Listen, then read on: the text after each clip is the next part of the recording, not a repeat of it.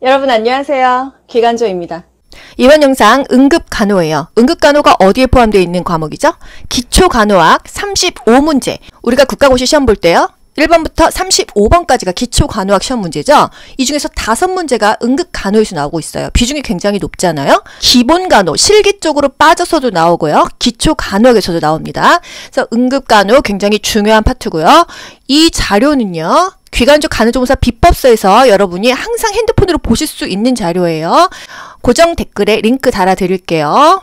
영상과 병행해서 자료 같이 보시면 공부 효과가 훨씬 좋으니까요. 제가 그동안 설명했던 이런 동영상까지 다 링크를 해드렸습니다. 혼자서 독학하시기에 굉장히 좋은 자료로 제가 지금 꼼꼼하게 만들어 드리고 있고요. 응급의료체계. 우리가 왜 응급처치하죠? 생명을 구하고자 합니다. 아시겠죠? 이렇게 좀 러프하게 갈게요, 여러분. 응급처치의 구명 4단계. 응급한 환자부터 하고요. 일단 숨을 못 쉬면 우리가 사망이라고 하잖아요. 숨을 쉬지 못한 환자부터 우리가 케어를 하는 거예요. 기도를 먼저 유지를 해주고 피가 많이 나오면 어떤 증상이 벌어지죠? 우리가 쇼크가 와서 결국 사망에 이릅니다. 그래서 지혈이 굉장히 중요하다. 쇼크를 예방해야 된다. 상처가 있다면 감염 예방. 우리 비었어. 좀 골맞어. 그건 나중에 병원 가서 항생제 맞으면 되잖아요. 그렇기 때문에 이건 맨 뒤로 밀려난다. 기지쇼감 이렇게 암기할게요. 기도 유지 또는 호흡 유지. 지혈을 해야 된다. 쇼크를 예방해야 된다. 감염 예방 또는 감염 예방이 다른 말로 상처를 보호해야 된다 이겁니다. 어떨 때는 고개를 옆으로 돌리고 어떨 때는 고개를 똑바로 제껴요. 우리가 심폐소생술 할 때 고개를 똑바로 턱만 들어 올리죠. 근데 보통 경련 환자나 의식이 없을 때는 고개를 옆으로 돌려줍니다. 입에서 이물질이 나오는데 그게 기도를 막아버리니까요. 고개를 옆으로 돌려준다. 피가 나면요. 심장보다 그 피나는 부위를 위로 올려줘야 피가 덜 나겠죠. 쇼크가 뭐죠? 뭔가 혈액이나 산소가 부족해서 몸이 순환이 안 되는 거예요. 그래서 가장 중요한 거 쇼크 자세, 트렌달렌버그 포지션, T 포지션. 이게 뭐죠? 다리를 위로 들어 올려요. 왜 들어 올려? 다리를 들어 올려서 다리에 있는 피를 이 심장 쪽으로, 중심 정맥 앞쪽으로 모아주는 겁니다. 심장에서 피를 쭉 짜줘야 이게 혈액순환이 되는데 피가 없어가지고 지금 순환이 안 돼가지고 쇼크가 왔기 때문에 이렇게 다리를 올려서 피를 쭉 심장 쪽으로 모아준다 이겁니다. 아시겠죠? 산소가 부족하면은요, 안절부절하고요, 호흡수는 굉장히 높아집니다. 맥박수도 올라가요, 혈압은 떨어지고, 체온도 떨어집니다. 청색증이 오죠? 혈액순환 잘 되는 애기들 보세요. 얼굴이 그냥 불구스름하지 않습니까? 복숭아처럼. 아나필락틱 쇼크 원인 물질 뭐 있죠? 항생제 페니실린, 혈청, 땅콩, 벌에 쏘인 벌침 등이 있겠습니다. 아나필락틱 쇼크가 왔어. 기관지가 확 좁아져서 숨을 못 쉬는 경우가 가장 많다고 했죠? 그랬을 때 어떤 약을 투여하죠? 에피네프린 또는 아미노필린을 투여해서 기관지를 확장시켜 줍니다. 응급처치 우선순위. 이거는 국가고시 진짜 자주 나와요. 다음 중에서 순서가 뭐냐? 이거는 간호조무사 요양보호사 불문하고 자주 나오는 문제입니다. 여러분, 사람이 이제 길 가다가 쓰러져 있어요. 어떻게 해야 돼요? 어깨를 먼저 두드려야 돼요. 여보세요? 괜찮으세요? 살아있는지, 의식이 있는지, 그 사람이 누워있는데 말은 하는지, 눈은 뜨는지 이걸 봐야 되잖아요. 여보세요? 괜찮으세요? 하면서 어깨를 살살 두드리는 것을 우리가 뭐라고 해요?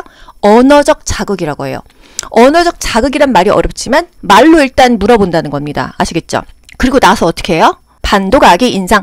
이게 뭐냐면 여러분, 이것에 관련된 짧은 쇼츠 영상을 제가 이 페이지에 링크해 드린 거예요. 그래서 여러분 짬짬이 영상도 보고 요점 정리도 보시면 되겠습니다.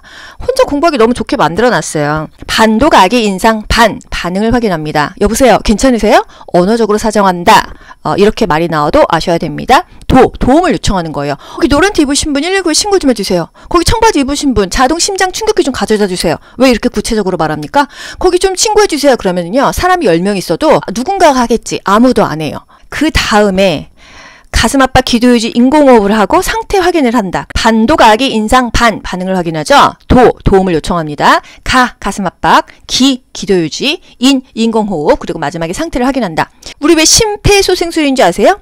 가슴 압박하는 게 심장을 압박하는 거잖아요. 그쵸? 폐를 소생하는 게 10초에 2번 불어넣는 인공호흡이에요. 이게 순서가 만약에 인공호흡 다음에 가슴 압박이면은 심폐소생술이라고 안 하고 폐심소생술이라고 말해야 돼요. 아시겠죠, 여러분? 그림도 나와요. 이 다음 그림 중에서 제일 먼저 해야 될 건 뭐예요? 어깨를 두들기면서 여보세요? 괜찮으세요? 하는 거 뭐예요? 가져가. 그 다음에 뭐예요? 거기 노란 티 입으신 분 119에 신고 좀 해주세요. 이거 뭐예요? 다. 심폐소생술 들어가야 되죠? 심장을 압박하는 건 나다. 그리고 인공호흡하는 걸 나죠. 자동 심장 충격기 갖다 줬어. 하면은 맞아. 요렇게 되는 겁니다. 가슴 압박할 때 시험 문제 잘 나오는 거 우리가 팔 힘으로 하는 게 아니에요. 5cm씩 들어가려면요. 체중을 실어서 해도 엄청나게 힘들거든요. 여러분 이거 한 번씩 실습해 보셨나요? 진짜 힘들어요. 1분만 해도 헐떡거려요. 체중을 실어야 됩니다. 그리고 직각으로 이렇게 손을 해야 되고요. 손꿈치로 하는 거지 이 손가락으로 누르는 게 아니에요. 같은 부위를 누릅니다. 계속 손이 움직이면 안 되는 거예요. 쇼크시 맥박 측정. 이게 뭐 국시용은 아닌데 간단하게 사람이 쓰러져 있어요. 우리 성인이나 소아 정도가 쓰러져 있다고 하면은 목에서 맥박을 측정합니다. 유아는요 1에서 3세죠. 애기들은 목이 짧아서 상한 동맥. 성인은 어디서 혈압 재죠? 상한 동맥에서 재는데 애기들 유아 1에서 3세는 목이 너무 짧아가지고 상한 동맥에서 맥박을 측정한다. 쇼크시입니다. 쇼크시. 응급처치의 기본 원칙. 이제 100명씩 다쳐가지고 왔어. 가장 위급한 환자부터 치료해야겠죠? 좌측 심수위죠. 요 그림이요. 관장 자세이기도 하지만은 의식이 없는 환자 반보가위 심수체위를 한다. 앙하위 똑바로 누운 자세에서 고개를 옆으로 돌리는 경우는 뭐가 있죠? 경련시에 입에서 막 거품이 나오거나 의식이 없을 때는 고개를 옆으로 돌려줍니다. 우리가 고개를 똑바로 제끼는 경우는 심폐소생술 할 때죠. 기도 유지할 때입니다. 무의식 환자가 구토하면은요. 고개를 옆으로 돌려줘야 되는 거예요. 경련 환자, 무의식 환자는 고개를 옆으로 돌려준다. 국가고시에 뭐 나왔어요? 다발성 손상 환자, 기도 패스 시 제일 먼저 뭘 하냐? 제일 먼저 여보세요 괜찮으세요? 이거 한다 이겁니다. 의식 수준을 사정한다. 하임리법 굉장히 중요합니다. 요 그림 뭐예요? 식당에서 갑자기 사람이 목을 콱 잡고 있어요. 질식됐다 소리죠. 뭐가 막혔다는 소리 아닙니까? 등을 쳐줘서 기침을 뱉어내게 하던지 이 사람이 의식이 있으면요. 뒤에 가가지고 안아가지고 후상방으로 쿡쿡쿡 밀어 올리는데 의식이 없이 팍 쓰러졌어. 의식이 없이 쓰러졌어. 그럼 똑바로 눕힌 자세에서 고개는 옆으로 돌리고 요 부위를 아래서 위로 밀어 올리는 거예요. 하임리법 의식이 있을 때 뒤에서 안아서 후상방으로 힘차게 밀어 올린다. 요게 중요합니다. 밀어 올리는 위치는 배꼽과 명치 중간이다. 짬짬이 동영상으로 공부하시고요. 창상은 다친 게 창상입니다. 이 중에서 긁힌 상처가 찰과상이에요. 제가 이제 고양이를 실내에서 3마리 키우고요. 이제 베란다에서 밥 주는 애들이 한 5마리 되는데 실내에서 키우는 우리 싱싱이 코코 둥둥이한테 긁힙니다. 이제 장난치다가 저한테 긁히는 경우가 있어서 제가 상처가 자주 나요. 이게 바로 찰과상이다. 찰과상. 열상, 찢긴 상처. 열상이 뭐예요? 애기 날 때 질식, 질로 분만하면 힘을 그냥 주면요. 질이 그냥 여러 방향으로 다 찢어져요. 그래서 회음부를 칼로 쭉 떼줍니다. 그걸 회음부 절개라고 하죠. 그리고 아기가 나오면 거기를 꼬매줍니다. 그냥 여러분들이 찢어지면은 꼬매기도 어렵죠. 드레싱도 어렵고 감염이 잘 되잖아요. 그런데 한 방향으로 찢어주면은 꿰매기도 좋고 소독하기도 오히려 편하다. 그래서 찢긴 상처를 우리가 열상이라고 합니다. 힘 많이 주면 막 살 찢어지는 거. 자상. 우리가 못에 찔렸어. 그럼 그게 자상이에요. 파상풍이 걸릴 수 있어요. 파상풍 증상 3가지. 아간긴급, 조소, 후궁반장. 후궁반장이 이렇게 몸이 뒤로 이렇게 꺾어진대요. 무섭죠. 교상 물리는 거죠. 개한테 물리던 고양이한테 물리던 뭐 뱀한테 물리던 물리는 것이 바로 교상입니다. 뱀한테 물렸는데 제일 먼저 물린 부위를 부목으로 고정한다. 왜 부목으로 고정해? 우리 골절에만 부목으로 고정하는 거 아니야? 그래서 학생들이 이 문제가 많이 틀렸어요. 부목으로 고정한다. 여기서의 의미는요. 움직이지 않게 한다는 거예요. 왜? 독이 퍼지니까. 그 문맥을 보시고요. 보기 5개 중에서 가장 근접한 것을 답을 하셔야 돼요. 무조건 부목은 아니지. 골절 아니잖아. 이렇게 가시면 안 된다는 거예요. 그죠? 물린 부위를 심장보다 아래쪽으로 할까요? 위쪽으로 할까요? 출혈이 생겼어. 동상이야. 다 심장보다 높게 하는데 뱀에 물렸을 때만 심장보다 그 부위가 낮은 게 좋다. 벌한테 물렸어. 아나필락틱 쇼크를 주의해라. 에피네프린 주사를 알아 냉찜질을 제공한다. 원래 뱀에 쏘였을 때 냉찜질 예전에 있었거든요. 근데 이게 바뀌었어요. 냉찜질 하지 말래요. 화상 뒤였으면요. 찬물에 담가야 됩니다. 15분 이상 담거라. 초기에 찬물이든 냉찜질이든 이게 너무너무 중요한 것입니다. 괜찮은 것 같았죠? 좀 있으면 굉장히 아프거나 수포가 올라와요. 초창기에 무조건 찬물에 담거라. 상처가 너무 심하면요. 흐르는 수돗물로 하면 조직이 너덜거려져서 안 된다. 담그는 게 좋다. 화상도요. 2도 화상이 수포가 올라옵니다. 욕창도요. 2단계 욕창이 수포가 올라옵니다. 열 손상에서 웬만한 거 국가고시 다 나오잖아요. 열 경련은 소금물을 먹인다. 열사병은 어떻게 한다? 가능한 한 차갑게 할 수 있는 걸 다 해준다. 체온 조절 중추 기능이 상실됐다. 열사병이다. 부목 사용하는 목적 움직이지 않아야 돼요. 뼈가 부러졌어요. 그러면 뼈만 부러지나요? 그 안에 혈관이 원래 자기 길대로 가야 되는데 뼈가 부러지니까 막 걸리고 해가지고 혈관이 찢어질 수 있겠죠. 복합골절, 복합적으로 모든 게 손상될 수 있으니까 안 움직이는 게 좋다 이거예요. 그 척추 고정판이라는 게 있습니다. 그거를 댈 때 어떻게 돼야 되냐? 이 밑으로 사람 밑으로 집어넣어서요. 아래부터 위로 고정시키는 것입니다. 요양보호사 문제가 간호조무사에서도 나오기 때문에 간단하게 짚어드리는 거예요. 그래서 요양보호사나 간호조무사나 이렇게 겹친다. 염자시 발목 삐끗할 수 있죠? 어떻게 해야 돼요? 다리 올려야 돼요. 얼음찜질하면 좋다. 다리를 높여라. 얼음찜질을 해라. 요거는 이제 체위 문제라서 뭐 기본 간호에 나올 법한 문제이긴 한데 손상 환자랑 편마비 환자 뭐가 달라졌어요? 변했잖아요. 이 그림만 봐보세요. 오른쪽 지금 다리가 아픈 손상 환자예요. 어디서 부축하죠? 건강한 쪽에서 부축했어요. 어떨 때 아픈 쪽으로 부축하는 거야? 마비 환자일 때입니다. 편마비 환자일 때. 만약에 편마비라는 거는 뇌졸중이 왔거나 이게 영구적인 거잖아요. 거의. 그쵸? 근데 손상 환자는 일시적으로 다친 거잖아요. 그래서 손상 환자는요, 지금 오른쪽 다쳤어요. 이 다친 쪽 어떻게 부축합니까? 건강한 쪽으로 이렇게 부축하는 거예요. 어깨로 이렇게 팔 해서요. 근데 편마비 환자야. 만약에 이 사진대로 이 사람이 오른쪽 손상 환자, 다친 환자가 아니라 오른쪽 편마비면요, 오른쪽에서 지지해주는 겁니다. 아시겠죠? 편마비 환자는요, 무조건 편마비 쪽에서 부축을 해주고요. 손상 환자, 일시적으로 다쳤어. 그러면은 건강한 쪽으로 보조해주는 겁니다. 제가 만약에요, 멀쩡하다가 왼쪽 발 삐끗했어. 그럼 여러분 어느 쪽에서 저 지지해 주실 거예요? 오른쪽에서 지지해 주셔야죠. 건강한 쪽에서 지지해 주셔야죠. 아시겠죠? 중독 환자 1순위. 뭐 수면제 먹거나 쥐약, 농약 이런 거 먹을 수 있잖아요. 어떤 약을 먹었느냐에 따라서 위세척을 할지 구토를 시킬지 달라집니다. 일단 약병을 들고 가야 된다는 거. 약병이 없어. 그러면 구토물이라도 주워가지고 가야 된다는 거예요. 어떤 약을 먹었느냐에 따라서 달라진다. 어떤 약을 먹었는지가 중요하다. 뭐 기도가 다 손상이 돼가지고 나중에 말을 못하는 사람들도 있잖아요. 그죠? 코피. 코를 제낍니까? 숙이는 거예요. 피는요? 뱉어냅니다. 치과에서 입 뽑았어요. 피 삼켜야 뱉어요. 치과에서는 삼켜야 돼요. 코피는 뱉는다. 입 빼고 나서 피는 삼킨다. 이거 비교하셔야 됩니다. 왜 치과에서 피를 삼켜? 여러분, 침 한번 뱉어보세요. 이렇게 하고 푹 뱉는 거죠. 이렇게 하면 입에서 압력 생기죠. 압력이 생기면 피가 멈추려고 하다가도 다시 생기는 거예요. 그래서 피를 삼켜주고요. 코피는 비이상에서 뱉어낸다. 이렇게 기억하세요.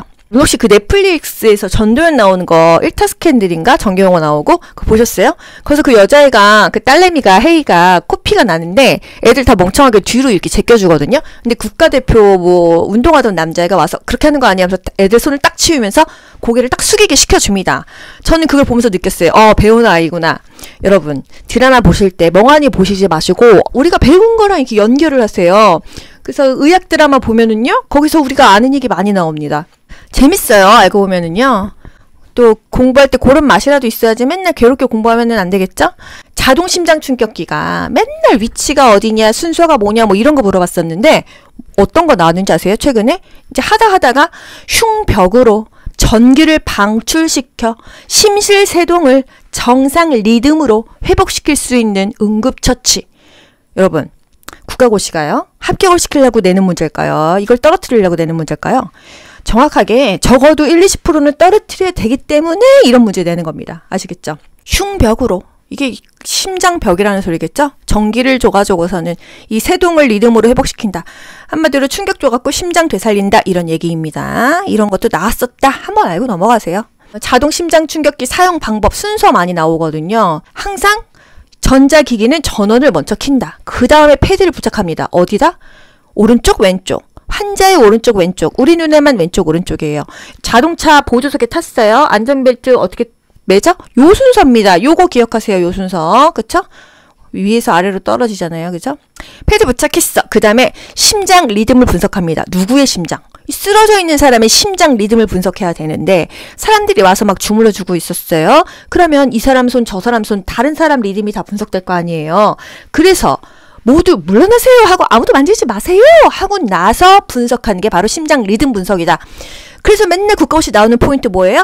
심장 리듬 분석할 때는 모두 물러나라 이겁니다. 그때 빼고는 심폐소생술을 계속해라. 그것도 맨날 시험에 나오잖아요. 패드 부착 위치, 오른쪽 빗장뼈. 빗장뼈가 어디예요? 이 쇄골뼈입니다. 쇄골 바로 아래, 그리고 왼쪽 겨드랑이 아래 또는 젖꼭지 아래에 부착한다. 요거 맨날 나오니까 기억하세요. 성인은요, 가슴 압박대 인공호흡을요 30대 2로 합니다.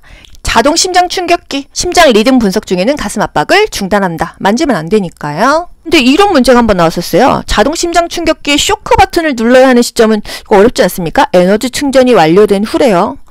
심폐소생술 언제까지 해요? 의료 제공자 119 와가지고 인수인계 할 때까지 해야 된다. 운반법, 환자 신체에 가까이 위치해야 우리 보조하는 사람이 다치지 않아요. 신체 역학의 원리라고 하잖아요.